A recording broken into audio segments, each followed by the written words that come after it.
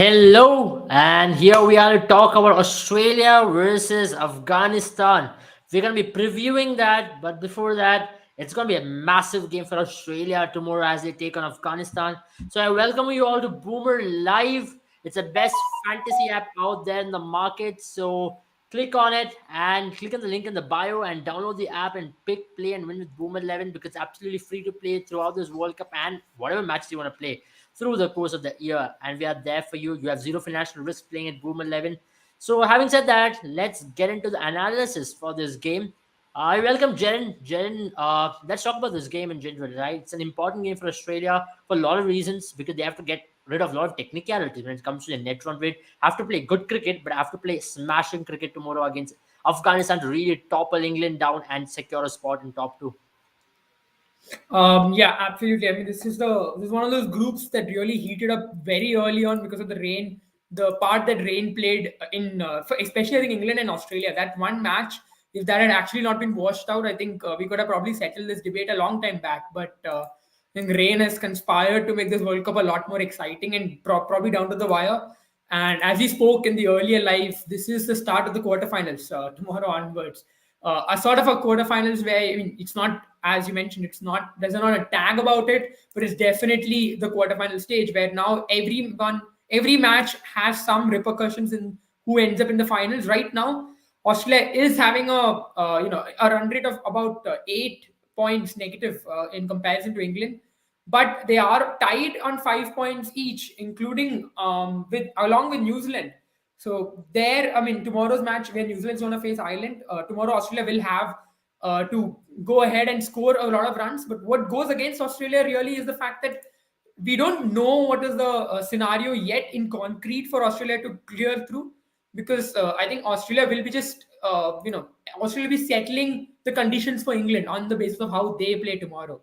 If Yeah. Australia do really well and they get above a run rate of England, which is not going to be easy, by the way, because of the kind of difference between the two of them. But if they do, then it's going to be interesting to see how England are supposed to, or how what are the conditions that will be set for England to get through. Absolutely, and that's something which Australians will have in their mind. But Jen, we talk about Australia. I know they just got one big loss that was against New Zealand in the first game, and it did take a huge beating on their net run rate, and that's what's been suffering them. We did speak about it at the start of the tournament as well. This could be possible, like what happened in South Africa last year, where they had a hammering first up, and it took them a while to recover. And they just lost on net run rate. That's exactly what's been happening. And then England Australia game also got drained out for Australia's unliking. But let's talk about it now. For Australia, Aaron Finch possibly is out of this game. Do you see Yeah. something like a Cam Green coming in for him and telling Cam Green just go berserk? There's your opportunities. Give us as many runs as possible. Let's smash Afghanistan out. Look for a 100-run victory. Maybe so. I think there's also I think there's also questions on David Warner. He's also gone through the same procedure. I think that Aaron Finch has. So both of them are under the scanner, Mhm. and there are questions on whether either of them will play. Aaron Finch has definitely made it clear that if either of them are not fit 100%, then they will not take the field tomorrow. So we might see a new opening pair possibly tomorrow for Australia. That is definitely, it's almost sure. I think today also Aaron Finch came to the nets and he did not bat. He only ran a few miles. I think that was just a test to see how he's feeling about himself.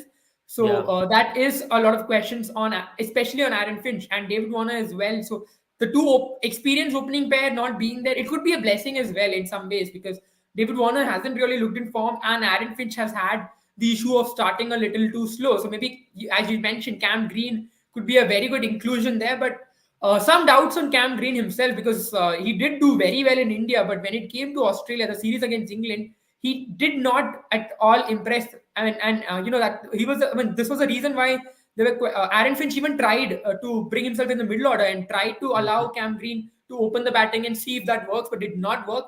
And that's when in the third ODI, Aaron Finch, came in again, opened the batting.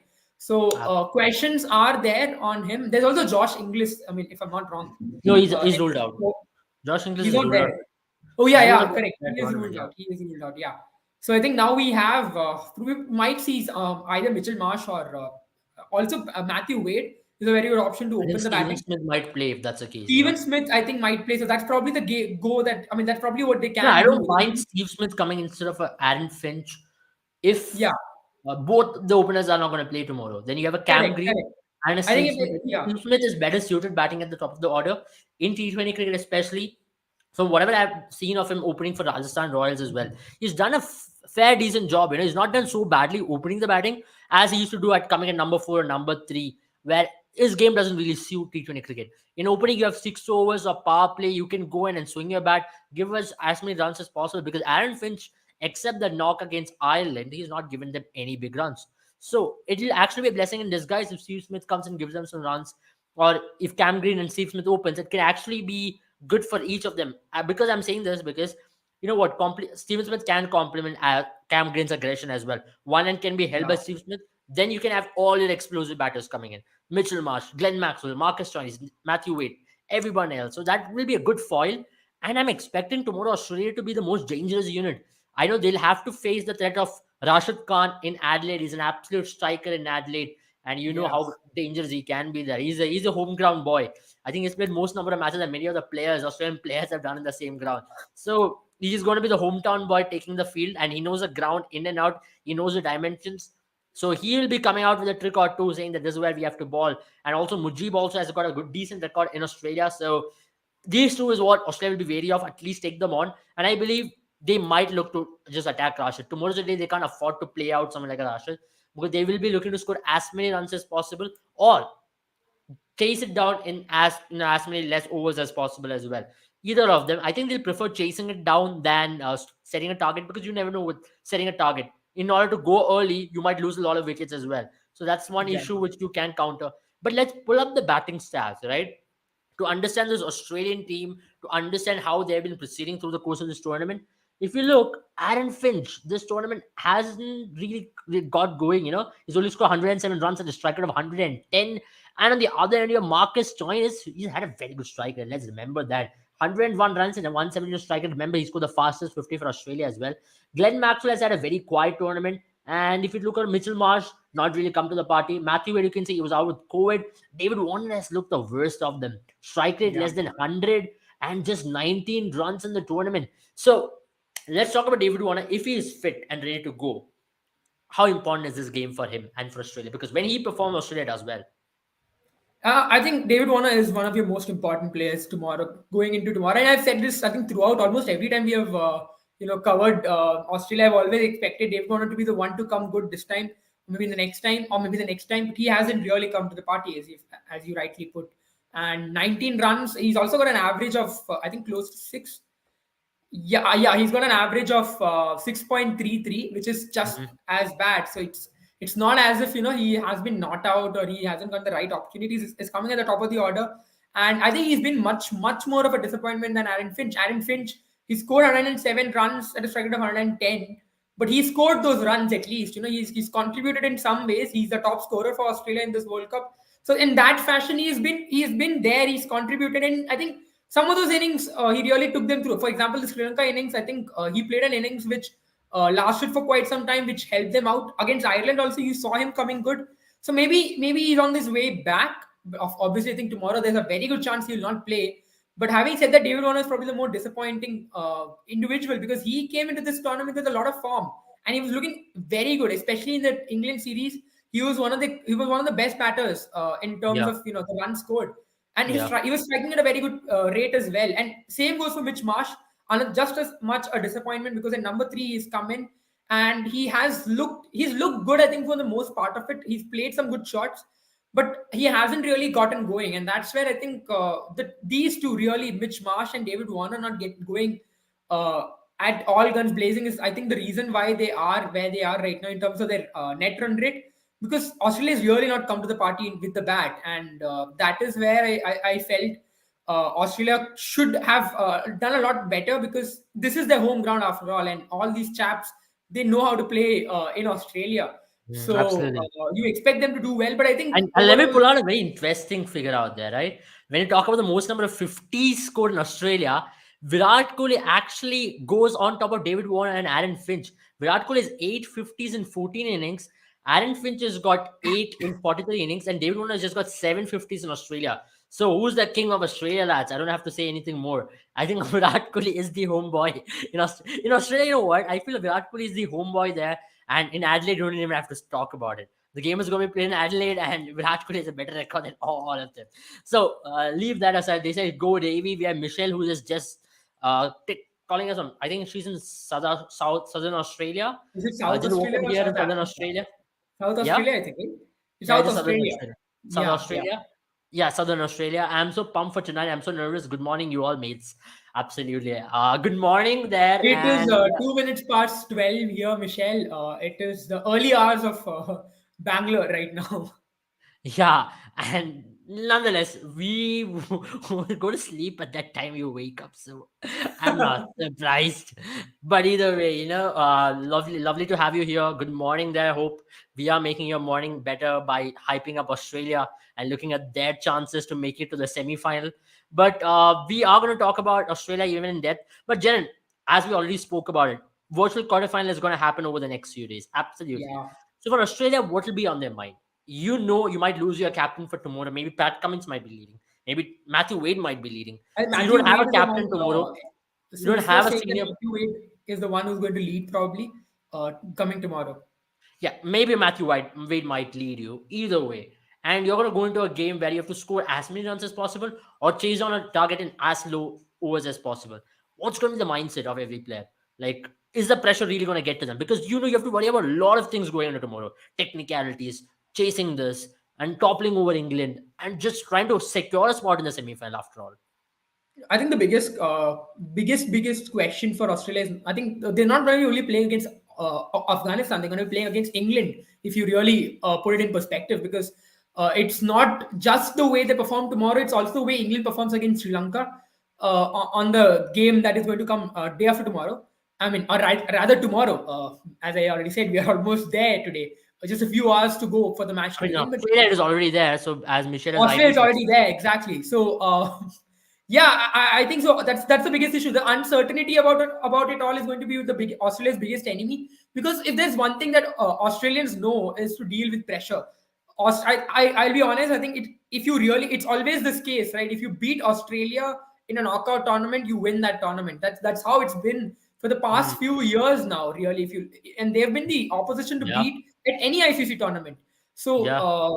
and you'll always see, I Yeah, think, yeah, throughout the history, absolutely. I think so. That's been the case. Let's look at yeah, 2019 World either Cup. Australia beats you, wins the World Cup, or you beat Yeah, Australia and win the World either you Cup. don't beat Australia, Australia wins the World Cup. That's the thing. Yeah, The 2011 World Cup, you lost. You won because you defeated Australia. correct. 2015 2015, Australia won India the World lost Cup. semi-finals. 2019 Australia was defeated by England. Yeah, 2021 T20 World Cup, Pakistan lost to Australia and Australia yeah. wins the World Cup. So So Australia I is think the team that's to beat. No, no yeah, and shit. that's been the trend. That's been the trend for quite some time now. So I think that's where you expect Australians to do really well, and I think they've made a very good comeback after the defeat against New Zealand. In the defeat against New Zealand, they were really taken back, but that's really going to haunt them because they lost by 89 runs. That put a Mhm. huge dent in the net run rate, and from there on, they've been playing catch up for that reason only. And that's what I felt. England and Australia, that match, if it hadn't been washed out, it would have. I think this group would have been decided by now because you would have already had either of them sitting at 7 points, either England or Australia. And the matchup would have been between New Zealand and Australia or New Zealand and England. But that has not happened. That's the reason why three of them are tied right now at 5 points each. And I mean, having said that, Australia's biggest problem is that, right? And especially if they win the toss, bat first, that's where they're going to really struggle because they would be looking for a very good target of 190, 190, 180 probably. And if Mhm. we come to the Afghanistani batsmen, which we will soon enough, We'll we talk will about the realize that bowlers first Afghanistani before batsmen we go to haven't the been that batters. great.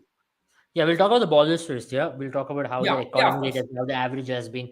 If you look at the pick of the bowlers, it's definitely been Mujibur Rahman because of the very fact that he's been absolutely outstanding in this entire tournament. Even Rashid has gone for six and he's got decent average as well. But Mujibur Rahman, this tournament, is really owned it. He's really felt like he's at home in these conditions. It's really tough to put him away as well.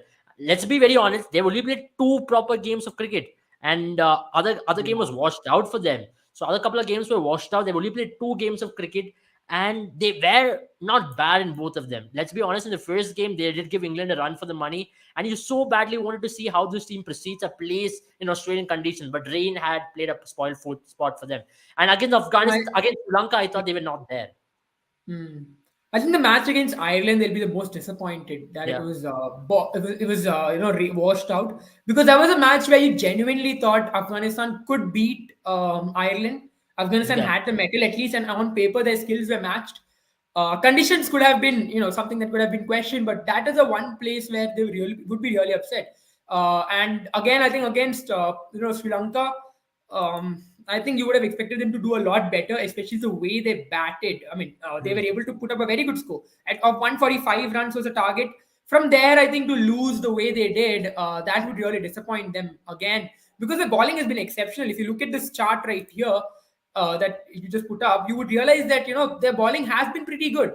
Yeah. Maybe only place that they would be very worried about is the Pacers. The Pacers have gone for quite a few runs, and I think Farid and Fazalak Faruqi, their disappointing tournament has really been the issue with Afghanistan. I think if they had at least half of that average, or if they performed the way they performed in Asia Cup, you expect. I mean, I think Afghanistan would have done a lot better, because the Pacers have been ruling this World Cup. To be very honest, they have been the ones who've done really well. You see the most wickets taken. You will see two left-arm pacers right up there, and I think that shows the kind of World Cup it's been. It's been the Pacers World Cup. So that's where you see they have only had two wickets. I think we also have a breakdown of the way both these teams get their wickets. But spinners have gotten most wickets for Afghanistan, and I think if the Pacers come to the party tomorrow, Australia would have something to worry about. Absolutely, and it's something which they will be worried about, because Faruqi hasn't really gotten into party, and tomorrow Rashid Khan.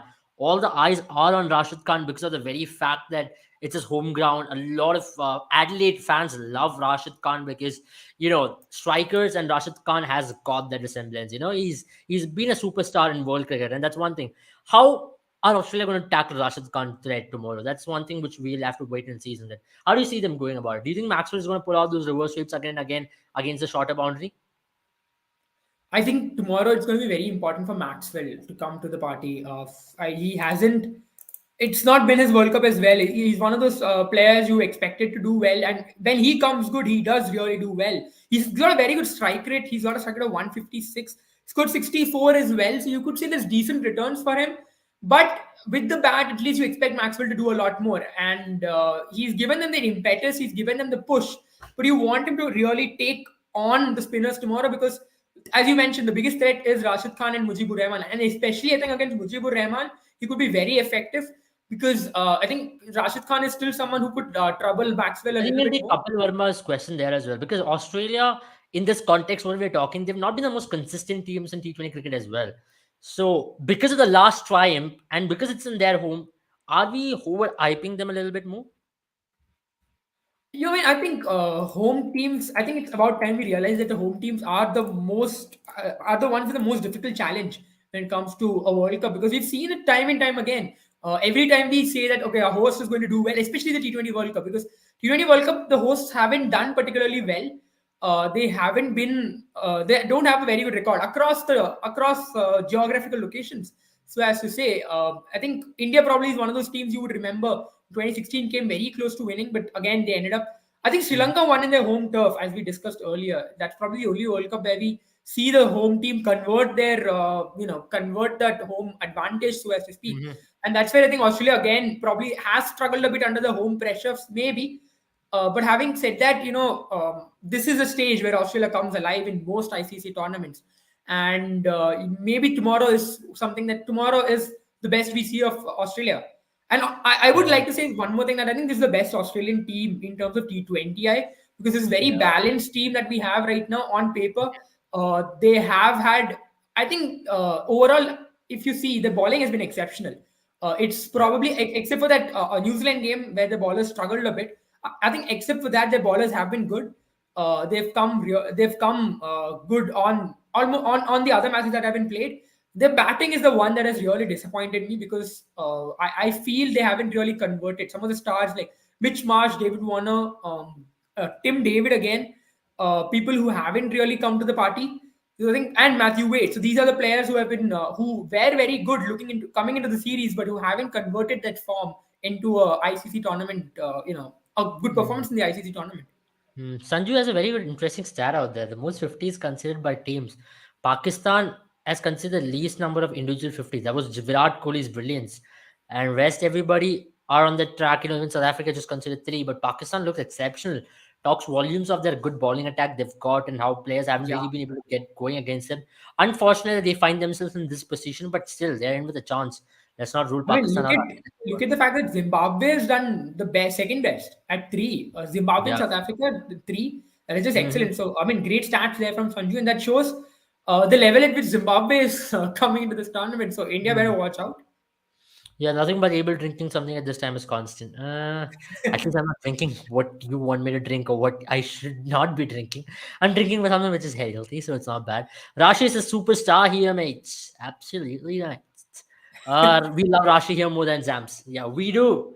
I mean, I love Rashi more than Zampa, and he's such an I excellent. think Indian Instagram loves Rashi as well, a different context, but they love Rashi as well.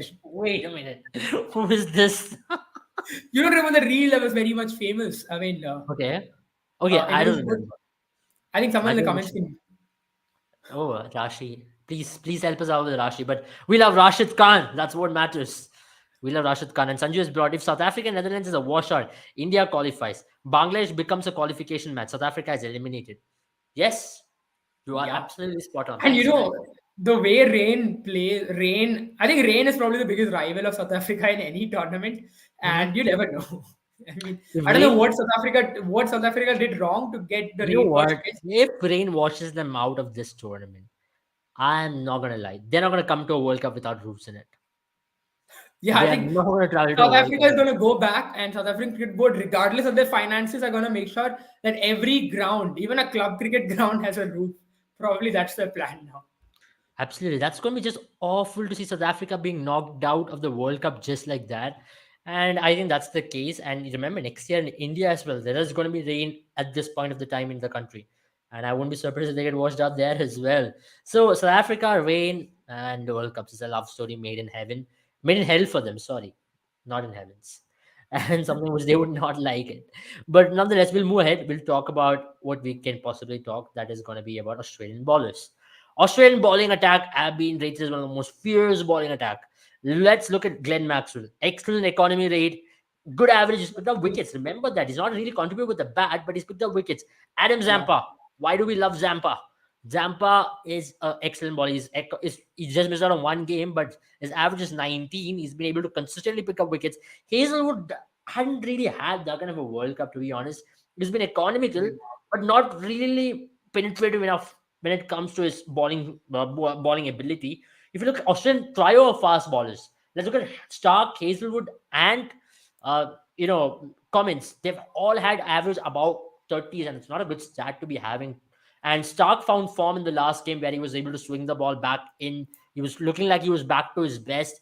So, how important is Mitchell Stark going to be, especially in a game like this where he has to pick up wickets up front and set the tempo for Australia if they are going to restrict Afghanistan to a mere total? He's going to be very important because he's someone who can get wickets very quickly and quick and in a very he can get those very good batsmen. He has the capability to ball a peach of a delivery, and he'll come back and ball another peach of a delivery, and that's something he can do when he's in form. What we saw against Sri Lanka, for instance, what we saw was the fact that I mean, was it Sri Lanka? No, Ireland. Sorry. What we saw is he came in, he balled that in swinging full length delivery, got Curtis Camphor out if I'm not wrong, and then he again came back in that over itself at the towards the end, and he again got a wicket. So that's something Mitch Stark does when when he's at his best. And if the ball is going to do anything like it did on that day, I think Mitch Stark's going to be a very difficult team to play, especially given the fact that it's the Afghanistani team that's coming up against them. Afghanistan's batsmen haven't looked at all comfortable here in Australia. They have struggled a lot. They did score well against Sri Lanka, but then you can argue that Sri Lankan bowlers, except for the two spinners, haven't really done well again in this World Cup. Maybe Lahiru Kumara also is someone who's done well. Aside from them, again Sri Lankan bowling has looked listless. So against them, they scored 144. Tomorrow against Australia, this is going to be the biggest challenge to weather the this bowling attack, and it's not going to be easy because if Mitch Stark comes in, the ball starts swinging, it's going to be very difficult with that angle that he creates for a Mhm. right-hander. It's going to make their lives difficult. But having said that, this match is happening in Adelaide, and if the conditions are like what we saw during the India Bangladesh match, the ball wasn't actually doing anything, especially for the likes of Arshdeep and Bhuvneshwar Kumar, who've probably swung the ball more than anyone in this World Cup. So if that's the case, then maybe Afghanistan will take a sigh of relief. Absolutely. That's something they'll want to hope as well. Use the shorter boundary, and maybe players like Gurbaz, players like Najibullah really comes into the party, because these players are hard hitters of the ball and they can strike the ball a long way. And that's possibly what's going to be helping them to really challenge Australia. I know they're out of contention for that semi final spot, but they would really want to show the world what they can do in these conditions against the host nation. And there'll be nothing like that. It'll be really, what do I say, a moment of glory in Afghanistan cricket if they're able to beat Australia tomorrow and to go ahead. But let's talk about Afghanistan batting, right? Something which we are talking from a point of view where Australia needs to win. That's because of the context of the game, not really from a point of view where Afghanistan needs to win. But no disrespect to Afghanistan on that regard. But we are going to talk about what has been Afghanistan's best suit in this World Cup and who's been their leading run scorers. Usman Ghani out there, striker of just 100, he scored 57 runs. Remember, they only played 2 games in the entire tournament. Even Gurbaz not really get going. Though he's looked good in patches, but not really up there. So you can't really judge this batting on it. I think these figures really don't help this team because of the couple of games they played. And if one game was in Perth, they came in the fastest track in Australia and against Mark Wood. So it was really tough for them. And the next game Yeah. they had to come up against was against Sri Lanka. Not easy again. And that's the only game they got to perform. Whatever they were able to score, it was in that particular game against Sri Lanka. So your thoughts on Afghanistan batters coming up against Mitchell Stark and Hazelwood? Because Hazelwood will be really hoping that he picks up the likes of Gurbaz and Ghani and everybody so that they really penetrate through and gets them 4 down in the power play or 3 down in the power play, isn't it? Yeah, I think tomorrow, when the ball is new, that's when, as they say, when the sun shines, you have to make hay. In the same way, when the ball is new is when both Hazelwood, Pat Cummins, and Mitch Stark is going to Mhm. try and get those wickets. It's going to be interesting. Who are the bowlers who are going to take up the new balls tomorrow? Because Mitch Stark did a very good job against Ireland when he was swinging the ball. Pat Cummins has been a little bit more, he has been a bit lackluster. So maybe there's a possibility you might see Mitch Stark and Josh Hazelwood opening the bowling, and Pat Cummins being that middle order, middle overs, middle overs enforcer as such, because he's not had a very good World Cup. And in comparison to the trio, even though he's got 3 wickets, he's gone at 9.16 runs per over, and he's had an average of 36. I think that's the worst if you look at the three fast bowlers, that is Hazelwood and Mitch Stark. So you might see them both opening, and I mean them both opening the bowling attack. But yeah, I think it's going to be a lot more easier in Adelaide in comparison to Perth, because the ground dimensions, especially the one side, where if turns out to be the leg side, then all these batters are really going to enjoy that. And it's going to be a lot more less of a challenge in comparison to what they faced against England, because they came up in Perth, as you mentioned, against a steaming Mark Wood. Tomorrow they're going to play in Adelaide. Adelaide, you saw how fast bowlers from both sides of the teams struggled in that one match that has been played there. So that is where I think a little bit more relief for Afghanistan that they're playing against Australia in Adelaide. Absolutely. And something which Sanju also pointed, I like to put that stat up. Very interesting stat going out of context from today's game and everything. So he says Pakistan paces against Virat Kohli 51 runs in 29 balls, and against all the batters they've considered at a strike rate less than 100. That's phenomenal, to be very honest. And Virat Kohli's had to be the exception, right? Against Pakistan, it had to be Virat Kohli who's the exception leading out there. Shinwari says Hazelwood will smoke up Afghanistan. I really hope you're not from Afghanistan, because your No, it's surname in really Pakistan, suggests me I your think. surname is more Afghanistan of that sort. I hope you're on the other side of the border and you'll really enjoy if Afghanistan loses tomorrow, because this is the biggest rivalry in the world. Afghanistan versus Pakistan. It is a real I think WWE everyone at this point in time wants to be on field and Pakistan's off field. rivals. Yeah, I think yes. They've just created rivals everywhere, and even their own prime Yeah, but minister has having rivals in his own country. Former prime minister, let's be honest. Nonetheless, we wish Imran Khan a speedy recovery. He's a legend of the game. I don't care about the political affiliations and blah blah, but he's a legend of the game. We wish him speedy recovery. I hope he's safe and sound. I don't want yeah, to get into much of it because we are not here to talk about politics. That's something we should make this show a spoiled sport. Sports is something which transcends beyond boundaries and unites people and pulls each other's leg as well at times. So it's a lovely, lovely thing to talk about at night. yeah, But yeah, talking about that, let's bring that Afghanistan batting again. You think Gurbaz, someone like Gurbaz was phenomenally talented, and you've seen him score runs, especially in UAE, but all across wherever he has played in CPL, in conditions like Abu Dhabi, or in tougher conditions as well at times. Whenever he's been put there, he's got the ability. How is he gonna fare up tomorrow, especially with the likes of Patrick Cummins and Hazelwood? Because these ballers are accurate, and he can't really be cheeky. He has to show a good technique up front as well, if at all the ball has some kind of a movement. Yeah, I think he's someone you probably expect him to do well, and you expected the trio, right? I think Gurbaz, Najibullah Zadran, and Ibrahim Zadran, the three batters. You expected them to be the ones to help this Afghanistan team, do a lot better. But yeah, I think overall as well as you pointed out, they haven't really played many matches. They've only played 2 out of the 4 matches that they were scheduled to play. So Yeah.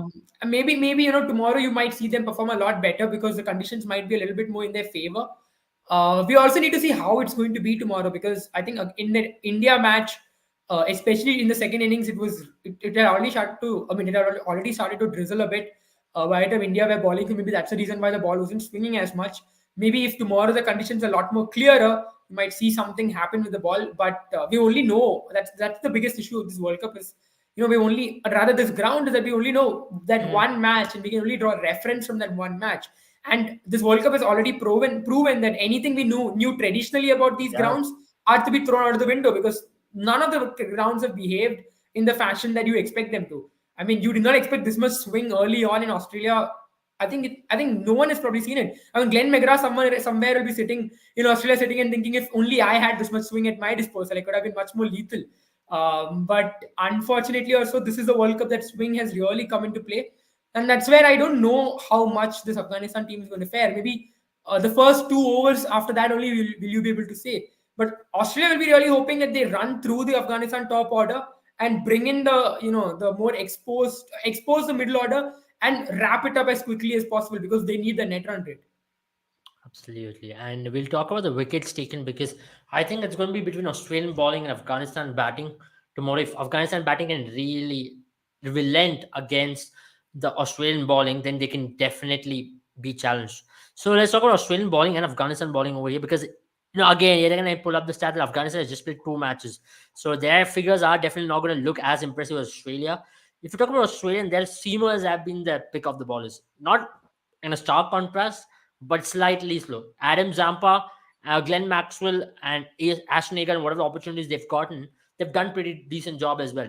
And when you talk about the seamers, Mitchell Stark, especially along with Hazelwood, not really, what do I say? Not really in a way it has really caught everyone's eye. When we talk about this trio in Test cricket, they pick up wickets in large chunks, but not exactly in T20 cricket because they are susceptible to going for so many runs as well. Maybe barring Hazelwood, because Hazelwood has really come of age as a T20 bowler over the last couple of years. We've Yeah. seen it across wherever he has played T20 cricket. So how important is going to be when it comes to Australian bowling unit as one coming together and picking up wickets? Because one thing which has been they've been very vulnerable is that they've been leaking too many runs as well, isn't it?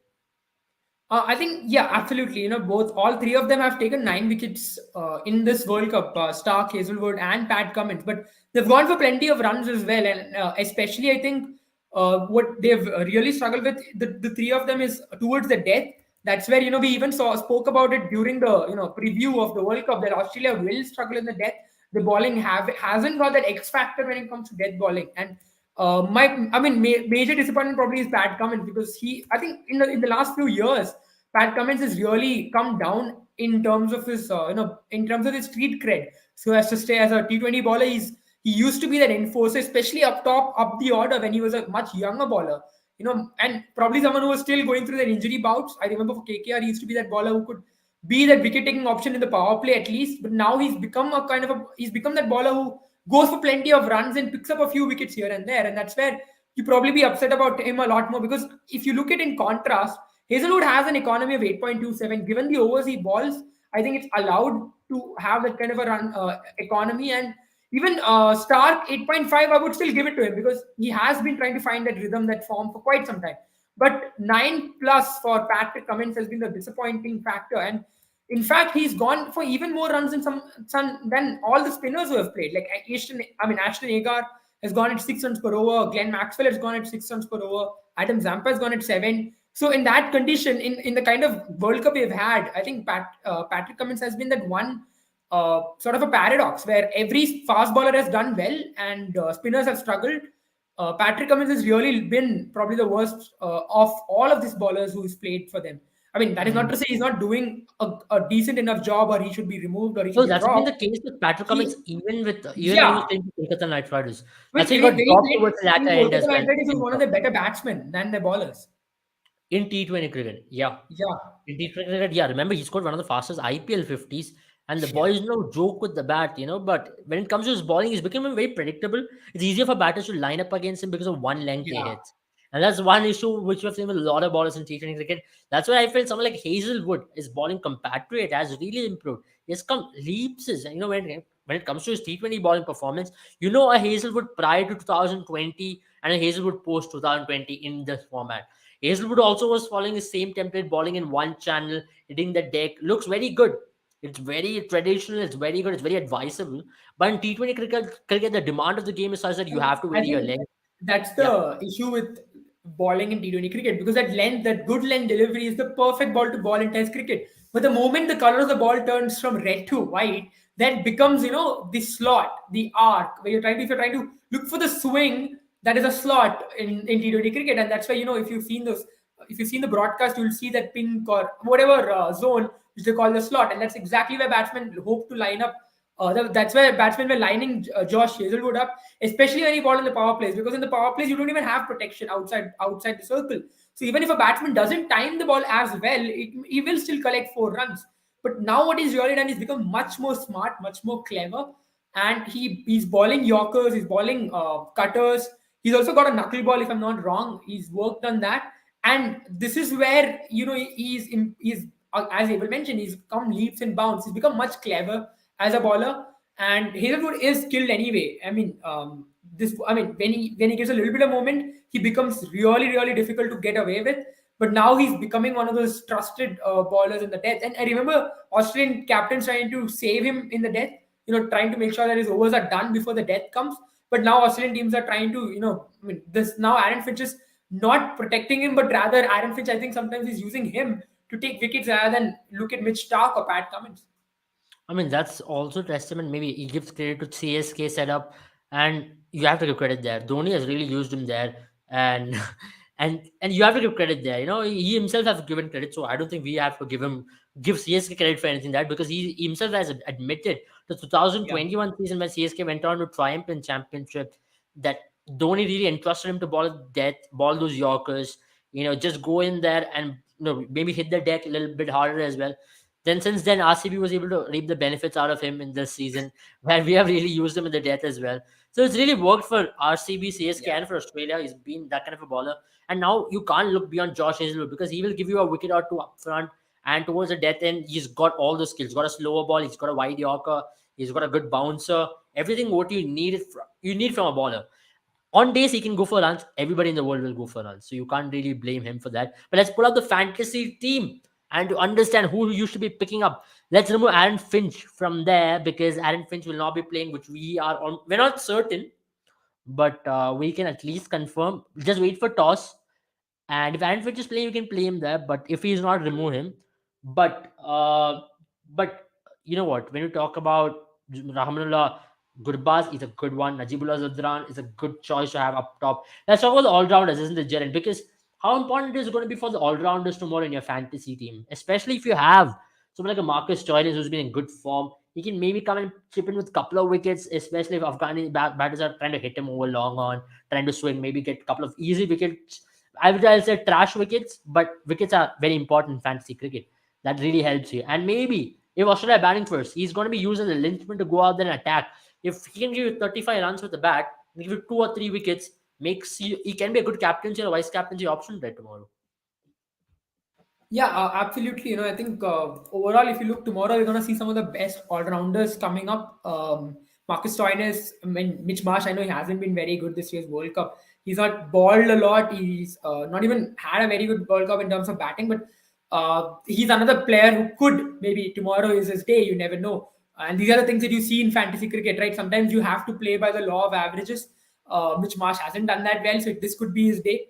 But I think Marcus Stoinis is probably the pick. And if you look at what we've already brought out in our stats, you will realize that Marcus Stoinis is featuring in both those charts. Marcus Stoinis has scored a strike rate of 177, but he's also scored 101 runs, second highest run getter for Australia in this tournament.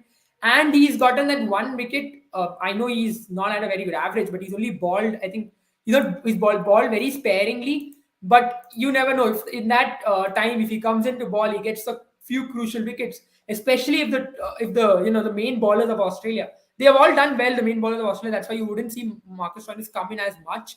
But if he does indeed come in tomorrow and pick a few wickets, especially if you're Mitch Stark and Patrick Cummins or Josh Hazlewood, either one of them have a very bad day, and Aaron Finch or whoever captains tomorrow looks for an option, Marcus Stoinis could be the one. And again, Australian conditions, you might see ball traveling to the boundary ropes a lot more. So someone like a Marcus Stoinis is the person to really look for, and hoping that he'll get. Absolutely, XXX1. You can. This is a new dating chat free. Wow, excellent, wonderful, and I absolutely like this kind of people coming I into think that's comment what sections. That's the plans Abel is going to have after this live, guys. So in No, case in case you want to talk to Abel outside the live, you definitely have an option available, I no, suppose now. sir. I mean, these people have been there everywhere, even on Instagram, even on YouTube, wherever you go. Please view story, like, please. I mean, our app has done a good job as well, I and think this is probably the best way to advertise. Hijack wonderful. I mean, yeah, the someone else's live marketing. and I think we're heading into a direction of marketing through comments and Instagram, and I yeah, think yeah. maybe not the right way to go. But let's put out the stats of Marcus Stoinis in this particular year. Scored 322 runs with the batting average of 32.2, 8 wickets with the ball in T20 World Cups. I know he's only picked up 1 wicket, but with Marcus Stoinis, he can give you a couple of wickets here and there. And Mitchell Stark on the other end can be a very important pick as well for tomorrow as your vice captain or captain's choice, because if he's on song and if he can pick you a couple of wickets, he's going to be one hell of a player, isn't it? Yeah, that's the thing about Mr. Stark. When he's in form, he will pick up wickets. He's not one of those bowlers who, if he balls well, he will find ways to get wickets. And as I said, he's got that ability to really produce a Jaffa out of nowhere. And you might be expecting the match might be going on pretty smoothly, or you will be expecting batsmen to get out in a particular fashion, and then suddenly comes Mitch Stark, and he produces something that extraordinary. We saw that against Ireland. He's very capable of it, and tomorrow I think, especially if Australia is able to breach through the top order, the middle order onwards, I think someone of the quality of Mishtak, you could see him cleaning up a few of the stumps. And I think stumps better watch out, because Mishtak will be definitely aiming for the three on either side of the wickets. And that's why Yeah. maybe Mishtak could be a very good answer to your fantasy. A very good addition to your fantasy 11. Mm-hmm. In terms of Marcus Stoinis, he has balled 7 overs. So he's only picked up 1 wicket, but I think overall you expect him to do a lot better. And as I said, he has been used very sparingly, because the top three have done pretty well. So in terms of bowling, at least I don't know if he'll be able to contribute as much. But in terms of batting and fielding, I think that's where Marcus Stoinis will really come good tomorrow, and that's why he's a very very good pick. He really walks into any fantasy team, and I don't expect anyone who's good when it comes to playing fantasy to not pick him tomorrow. Absolutely, and I think it's going to be a good option to have in your fantasy team. And when you look into the 11 as well, when it comes to bowling picks, we've had Mitchell Stark, Josh Little, Mujibur Rahman, and Rashid Khan. Rashid Khan just considering his stats in Adelaide, and Mitchell Marsh because he comes to bat at number 3, and tomorrow his role will be even more prominent because of maybe either Aaron Finch or even David Warner missing, or maybe both of them You missing might out. see a totally new opening pair tomorrow for Australia. You might see them probably send out two of the explosive batters to try and get that I run don't rate mind up. Matthew Wade opening the batting tomorrow and just saying go Yeah, smash I it. think Matthew Wade and Mitch Marsh could be the opening pair, No, no, I don't. because I think definitely Cam Green is coming in for sure. yeah, So Cam Green will yeah, open yeah. the batting for sure. But then We it need to depends see on if, who's going to if, start if batting. they will trust Cam. But I think Cam Green, again, there are questions about his No, opening it's not a skills. bad option. If Aaron Finch is not playing in this fantasy team, you can bring in a Cam Green, but he comes in as an all-round position. So you might have to play with possibly 4 or 5 all-rounders. I know it's a tough risk. Maybe you can afford to I drop mean, a we need to Mitchell also Marsh see if initially. Cam Green will get bowling tomorrow. I mean, with I think he will. Stark, Maxwell, Zampa. I think he'll Uh, get bowling over someone like a Marcus Stoinis. He's a better bowler. He's got pace and he can maybe trouble. He's got a bounce as well. He's got a good bouncer. He can nip the ball around slightly if there is conditions which are helping him. So Cam Green will definitely get a nod ahead, and he's done well in all formats wherever he's played with the ball. Especially in Test format, you've seen a lot of him, and even T20 in India when he came, he got a couple of wickets here and there. So Cam Green is not a bowling option. So I think whoever is going to captain Australia tomorrow, most likely is Matthew Wade, is what we are hearing. He will yeah. give the ball to Cam Green, but then it is a tough choice for you to really shuffle up your fantasy 11. He's an all-round pick for the fantasy team, but be a little smart. I would say if you're playing a contest where you want to take a risk a little bit, you can put in Mujibur Rahman as your vice captaincy option. And Najibullah, Yeah, Rashida Mujib could be a very good, I mean, pick for the and captain vice remember, captain. don't forget if Matthew Wade is going to open the batting, keep him in your team as well as a wicket keeping choice. And then maybe what you can do is drop one of your all rounders, maybe drop a Mitchell Marsh. It's okay to drop Mitchell Marsh considering the kind of tournament he's Yeah. at, and and he can be susceptible to someone like a Mujibur Rahman as well. So maybe drop Mitchell Marsh and bring in someone like a you can bring in either Matthew Wade or bring in Cam Green. It's up to you. Whatever your instincts say at that point, look, wait for the toss. This is a lineup based on if Aaron Finch plays, but what we are knowing is Aaron Finch might not play, so you will have to amend, make choices accordingly. A lot of things I are mean, happening. also if you if I mean, it's also a very good option. I think if you see that the conditions according to you Yeah, are the way the pitch report comes in, if you feel that the ball isn't going to do as much, maybe one of the opening batsmen for Afghanistan could be a risky pick because on their day, if the ball is not doing anything, I think this Afghanistan team, if it comes on straight and it's not doing as much, and if the pace isn't there on the wicket a lot, at least if it's not troubling the batters at all, then maybe one of these Afghanistani batters could do the job tomorrow. It is absolutely. a And it is a big risk, but when they get going, they can give you plenty of points. absolutely. It's something which you can keep in mind whenever you're going into a fantasy contest like that. And remember, you can maybe choose someone instead of Marcus Stoinis as a vice captain. It's just our suggestion based on record, based on tomorrow's game, considering the ground conditions. I think Maxwell can be not a bad option as a vice captaincy option for tomorrow, because it's about time for him to explode as a batter. And in a game like this, if he gets Rashid off, and you've seen there are days where has gone after Rashid Khan, he'll be only troubled by someone like a Mujibur Rahman. I don't see him being troubled by pacers at all, unless Maxwell plays a bad shot, Also, I and that's mean, not very. you also see that Mohammad Nabi, he will have to bowl at least 2 to 3 overs in this Afghanistan bowling lineup. That is where someone like Glenn Maxwell could be very, very important because he could Mm. take him down. And remember, tomorrow's game is going to be played in Adelaide, so one side is definitely going to be shorter.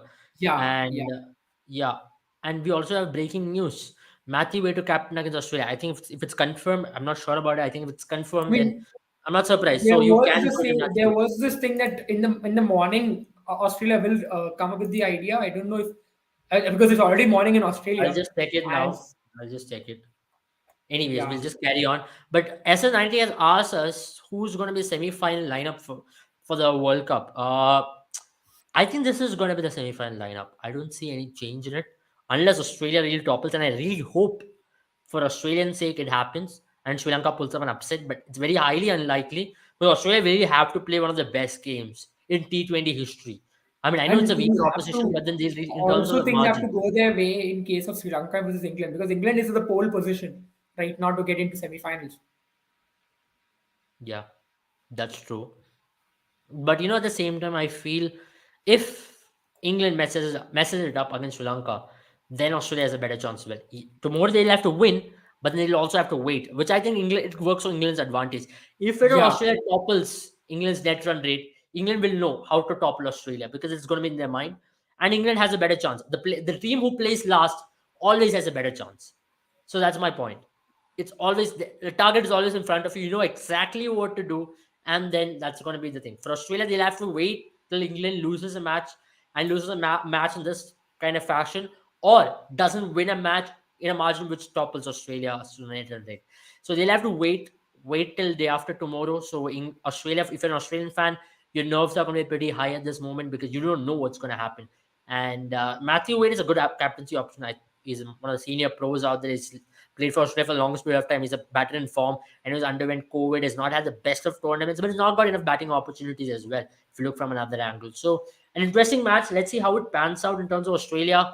They have one target in front of them, which is to topple Afghanistan by a considerable margin, so that they can go on top of England and secure a place in top two, which is likely but unlikely. So it's a thing with Australia at this moment. But having said that, good night, all of you, and remember to pick, play, and win Boom 11 this entire World Cup and throughout the course of the year, because you have Football World Cup coming in 20 days' time from now.